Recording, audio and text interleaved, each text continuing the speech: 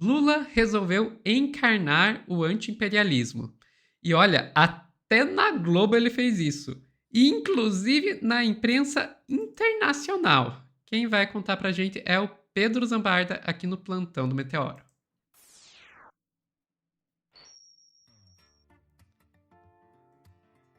O Lula do Velho Testamento realmente resolveu voltar. E eu não fico E, triste com isso. e tem a piada pronta, né, Sofia? Que os sites de esquerda se matam para poder sobreviver, enquanto a comunicação do Lula se dá por veículos internacionais e pela Globo, né? Pois É é. basicamente isso, né? Vamos ser sinceros. Quando ele estava preso, aí ele falava mais com os veículos de esquerda e era com a mídia internacional. O Lula sempre se beneficiou pela cobertura de fora do país, que via ele como uma liderança promissora. E batata, agora que ele precisa encarar o Trump, ele mandou esse textão aqui, ó. Se você puder botar na tela, eu posso botar também. Não sei se é isso. Artigo do presidente Lula publicado neste dia 10 de julho no Le Monde, El País, Guardian, Der Spiegel, Corriere della Sera, Yomiuri Shimbun no Japão, China Daily, Clarim e La Jornada no México. Não há alternativa ao multilateralismo. Aí o Lula encara o anti-imperialismo que Sofia Labanca pediu desde o começo do governo. O ano de 2025 deveria ser um momento de celebração dedicado às 8 décadas de existência da Organização das Nações Unidas, a ONU. Mas pode entrar para a história como o ano em que a ordem internacional construída a partir de 45 desmoronou. As rachaduras já estavam visíveis desde a invasão do Iraque, do Afeganistão, a intervenção na Líbia e a guerra na Ucrânia. Alguns membros permanentes do Conselho de Segurança banalizaram o uso ilegal da força. A omissão frente ao genocídio em Gaza é a negação dos valores mais basilares da humanidade. A incapacidade de superar as diferenças fomenta a nova escalada de violência do Oriente Médio, cujo capítulo mais recente inclui o ataque ao Irã. A lei do mais forte também ameaça o sistema multilateral de comércio, tarifaços desorganizam as cadeias de valor e lançam a economia mundial em uma espiral de preços altos e estagnação. A Organização Mundial do Comércio foi esvaziada e ninguém se recorda da rodada de desenvolvimento de Doha. O colapso financeiro de 2008 evidenciou o fracasso da globalização neoliberal, mas o mundo permaneceu preso ao receituário da austeridade. A opção de socorrer os super ricos e as grandes corporações às custas dos cidadãos comuns e pequenos negócios aprofundou desigualdades. Nos últimos 10 anos, 33,9 trilhões acumulados pelo 1% mais rico do planeta, equivalente a 22 vezes os recursos necessários para erradicar a pobreza no mundo. O estrangulamento da capacidade de ação do Estado redundou no descrédito das instituições, a insatisfação tornou-se terreno fértil para as narrativas extremistas que ameaçam a democracia e fomentam o ódio como projeto político. Muitos países cortaram programas de cooperação em vez de redobrar esforços para implementar os objetivos do desenvolvimento sustentável até 2030. Os recursos são insuficientes, seu custo é elevado, o acesso é burocrático e as condições impostas não respeitam as realidades locais. Não se trata de fazer caridade, mas de corrigir disparidades que têm raízes em séculos de exploração, ingerência e violência contra povos da América Latina e do Caribe, da África e da Ásia. Em um mundo com um PIB combinado de mais de 100 trilhões de dólares, é inaceitável que mais de 700 milhões de pessoas continuem passando fome e vivam sem eletricidade ou água. Os países ricos são maiores responsáveis históricos pelas emissões de carbono, mas serão os mais pobres que mais sofrerão com a mudança do clima. O ano de 2024 foi o mais quente da história, mostrando que a realidade está se movendo mais rápido do que o Acordo de Paris. As obrigações vinculantes do Protocolo de Quioto foram substituídas por compromissos voluntários e as promessas de financiamento assumidas pela COP15 de Copenhague, que prenunciavam 100 bilhões de dólares anuais, nunca se concretizaram. O recente aumento de gastos militares anunciados pela OTAN torna essa possibilidade ainda mais remota. Os ataques às instituições internacionais ignoram os benefícios concretos trazidos pelo sistema multilateral à vida das pessoas. Se hoje a varíola está erradicada, a camada de ozônio está preservada e os direitos dos trabalhadores ainda estão assegurados em boa parte do mundo, é graças ao esforço dessas instituições. Em tempos de crescente polarização, expressões como desglobalização se tornam corriqueiras, mas é impossível desplanetizar nossa vida em comum. Não existem muros altos o bastante para manter ilhas de paz e prosperidade cercadas de violência e miséria. O mundo de hoje é diferente de 45, novas forças emergiram e novos desafios se impuseram. Se as organizações internacionais parecem ineficazes, é porque a sua estrutura não reflete a atualidade. Ações unilaterais e excludentes são agravadas pelo vácuo de liderança coletiva. A solução para a crise do multilateralismo é não abandoná-lo, mas refundá-lo sob bases mais justas e inclusivas. É este o entendimento que o Brasil, cuja vocação sempre será de contribuir para a colaboração entre as nações, mostrou na presidência do G20 no ano passado e segue mostrando nas presidências do BRICS e do COP30 neste ano, o de que é possível encontrar convergências mesmo em cenários adversos. É urgente insistir na diplomacia e refundar as estruturas de um verdadeiro multilateralismo capaz de atender aos clamores de uma humanidade que teme pelo seu futuro. Apenas assim deixaremos de assistir passivos ao aumento da desigualdade, à insensatez das guerras e à própria destruição do nosso planeta. Luiz Inácio Lula da Silva, presidente da República do Brasil. O Lula sempre foi muito bem assessorado, né, bicho? Que texto.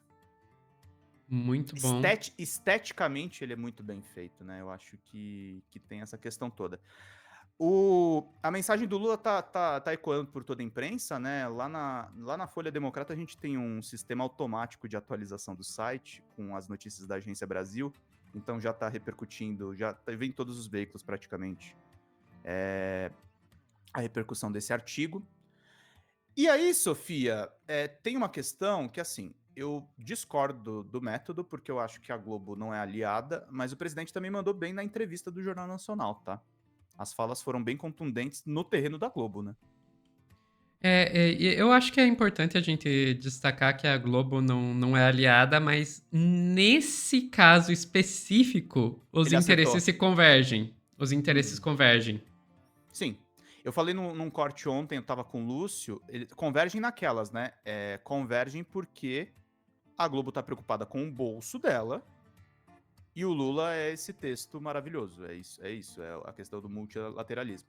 E eu queria só trazer alguns trechos, tá, Sofia? Não vou mostrar inteiro a entrevista, mas só para vocês verem um pouquinho do que ele falou lá. Vamos lá. Pelo qual se aumentou a tarifa. O presidente Trump deve estar muito mal informado, porque nos últimos 15 anos, o déficit para o Brasil é de 410 bilhões de reais entre comércio e tarifas. Portanto, não existe explicação a não ser uma falta de informação e depois tentando atrapalhar uma relação muito virtuosa que o Brasil tem com os Estados Unidos há 200 anos. O que eu vou fazer, na verdade? Primeiro, eu não perco a calma e não tomo decisão com 39 graus de febre. O Brasil utilizará a lei da reciprocidade quando necessário. E o Brasil vai tentar, junto ao OMC, com outros países, tentar fazer com que a OMC tome uma posição para saber quem é que está certo ou que está errado. A partir daí, se não houver solução, nós vamos entrar com a reciprocidade já a partir de 1º de agosto, quando ele começa a taxar o Brasil. Nós entendemos que o Brasil é um país que não tem contencioso com ninguém, nós não queremos brigar com ninguém, nós queremos negociar e o que nós queremos é que seja respeitado as decisões brasileiras. Portanto, se ele ficar brincando de taxação, vai ser infinita essa taxação. Nós vamos chegar a milhões e milhões e milhões de por cento de taxa de coisa. O que o Brasil não aceita é intromissão nas coisas do Brasil. Ele tem o direito de tomar decisão em defesa do país dele, mas com base na verdade. Se alguém orientou ele com uma mentira de que os Estados Unidos é deficitário com o país, mentiu.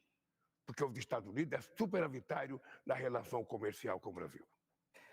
Ele não fez pouco aqui, tá, gente? Ele acusou o Trump de fake news na Globo. Tá? Fato. Isso aqui é muito importante. Porque isso é uma mentira, inclusive, grosseira. E aí tem só mais um trecho que eu queria mostrar pra vocês. Depois queria ouvir um pouco da Sophie também. Essa parte aqui. Vamos lá. E depois a gente encerra aqui. Vamos lá. Dizer para os empresários, vamos juntos abrir novos mercados. Porque não é fácil, sabe, ele só taxar os outros. Ele também terá consequência nos Estados Unidos. Ele também terá muita consequência. Então, assim, Delis, a relação entre dois estados ela tem que ser uma coisa respeitosa. Um presidente ele não é dono da verdade, um presidente não tem relação ideológica com o outro. Eu nunca tive relação ideológica, sabe? Eu converso com o presidente do país, seja ele quem for. Ele foi eleito pelo povo e precisa conversar, eu converso com todo mundo. Nunca tive um veto. Agora, eu não tenho nada para conversar com o Trump. Aliás, ele não dá motivo para que a gente tenha nada para conversar com ele.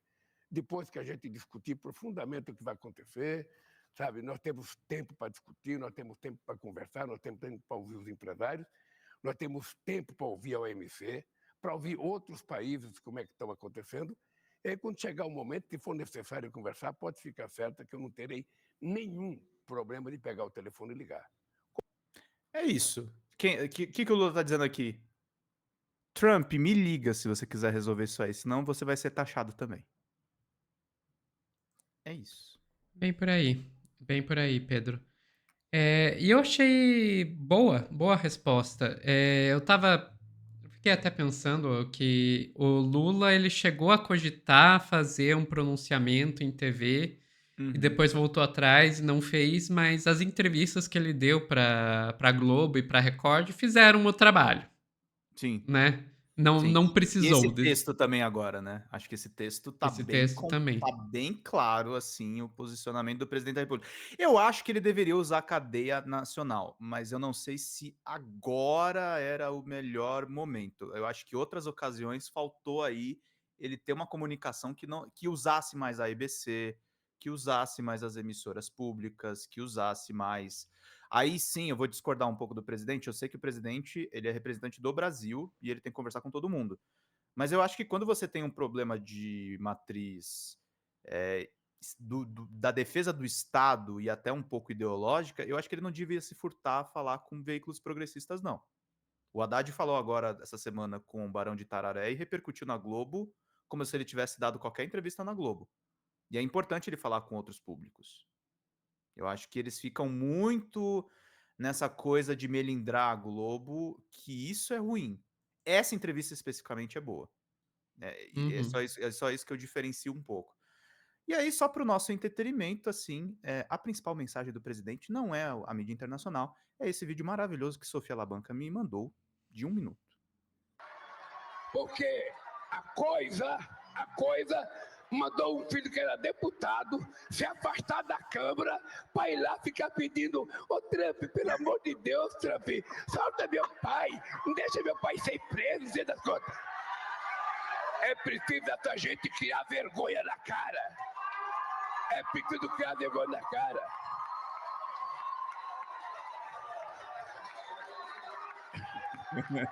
É preciso criar vergonha na cara. Porque a coisa mais pequena de um homem é ele não ter caráter. Vocês viram ontem o filho dele na internet lendo uma carta. Ô Trump, sabe? Fala que você não vai taxar se meu pai não for preso. Os emojis é o que mata. Os emojis é que mata. É isso. Porque Maravilhosos lá do Camarote da República que colocou, que fez essa legendagem. Que eles fazem um trabalho maravilhoso. Mas é isso, gente. Estadista também. O principal discurso do Lula não é pro Guardian, não é pro Jornal Nacional, é pro povo mesmo, falando: ó, o cara tá lá chorando, gente. Não é possível. E eu acho que assim, a gente tá num momento que é essencial fazer essa disputa da comunicação, porque a esquerda saiu muito na frente, né, nessa crise.